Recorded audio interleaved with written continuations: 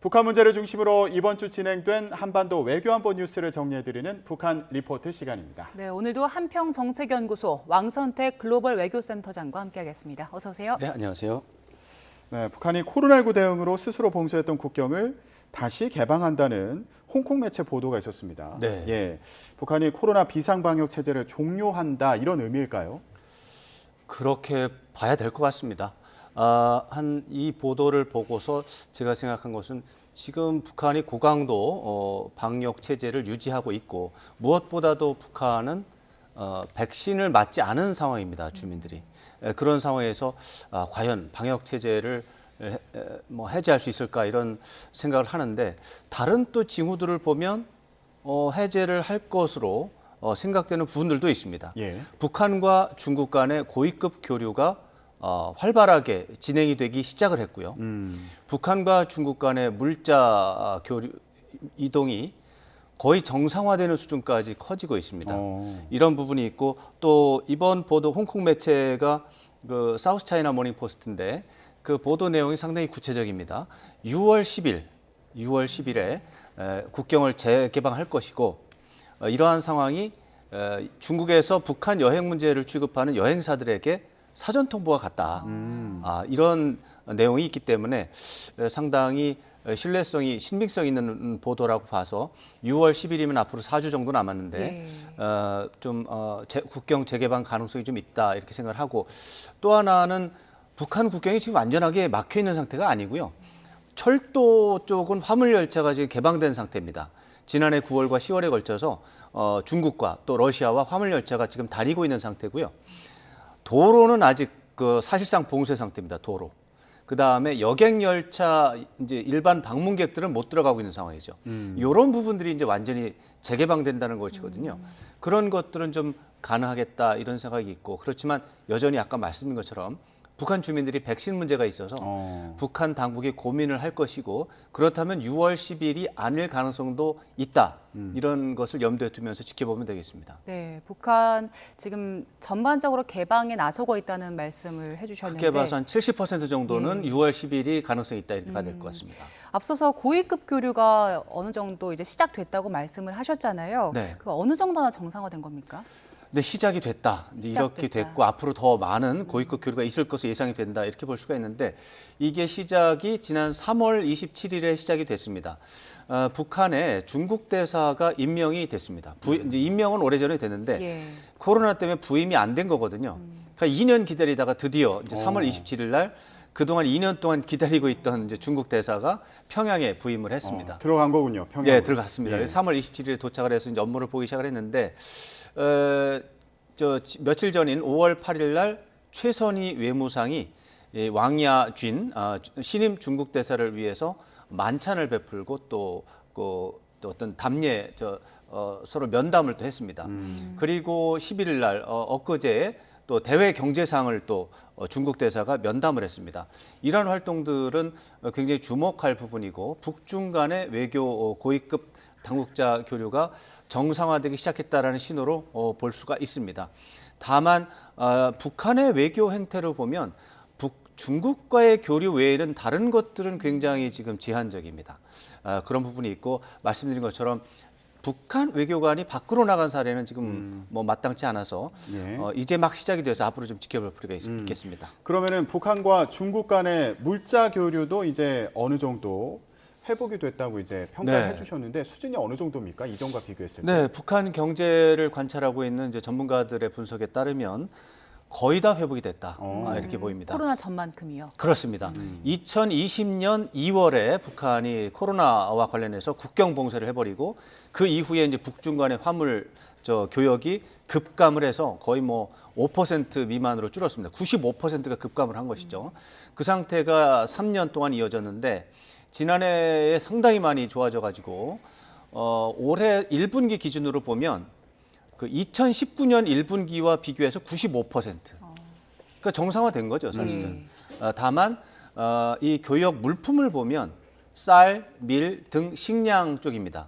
경공업 제품이나 그 이전에는 그 소비재가 상당히 많이 있었고 그런 원자재들도 있었는데 이번에 올해 1분기에 집계된 것을 보면 식량이 중심으로 돼 있어서 비정상적인 상황으로 볼 수는 있는데 그 규모로만 보면 2019년 말, 2019년 뭐 1분기 수준을 거의 도달을 했고 지난해와 비교하면 지난해 1분기와 비교하면 147% 급증. 그래서 급격하게 늘어나고 있고 정상화 코로나 이전 단계로 가고 있다고 평가할 만합니다. 예. 그렇군요. 한미 정상회담과 한일 정상회담이 진행되기 전에 이제 북한이 아마도 군사적인 도발들을 더 이어갈 것이다라는 관측들 많았는데 그렇죠? 실제로 회담 마치고 나서 보니까 군사적인 행동보다는 말로 그 담화로 공격을 하는 것 같아요. 맞습니다. 지금 지난달부터 사실은 저도 그 부분에 주목을 해서 북한의 외교 대응 또 행태에 대해서 말씀드릴 때 북한은 현재 국내외 정세가 유리하다라고 보는 것 같습니다. 거기서 주목하는 국내외 정세는 한미일 3국이 협력을 강화하고 반면에 북한과 중국, 북한과 러시아의 협력이 강화돼서 크게 큰 틀에서 봤을 때 북중러 간의 협력이 강화되는 소위 신냉전 구도 이것이 북한에 유리하다 이렇게 보고 있고 예. 유리하다면 그 유리한 상황에 맞춰서 북한 입장에서 국가 이익을 최대한 확보하는 쪽으로 가는데 군사 도발이라든가 뭐 무력 시위, 도발적 행위 이런 것들이라고 표현할 수 있는데 이런 것들이 도움이 안 된다고 보는 것이죠. 그래서 군사적인 움직임보다는 외교 전략을 어떻게 하느냐가 지금 북한이 처하고 있는 상황에서 가장 유리하다라고 보는 것 같습니다. 예.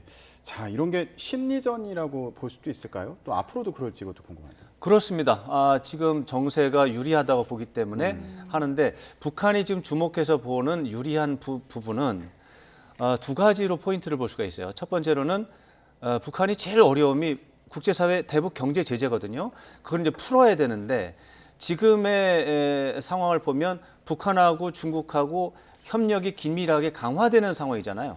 그러면은 중국이 북한에 대한 경제 제재를 해제하거나 완화할 가능성이 많습니다. 실제로 그런 움직임이 보이고 있고요. 예. 그다음에 북한은 또 러시아와의 협력을 강화하는 것이 유리한 상황입니다.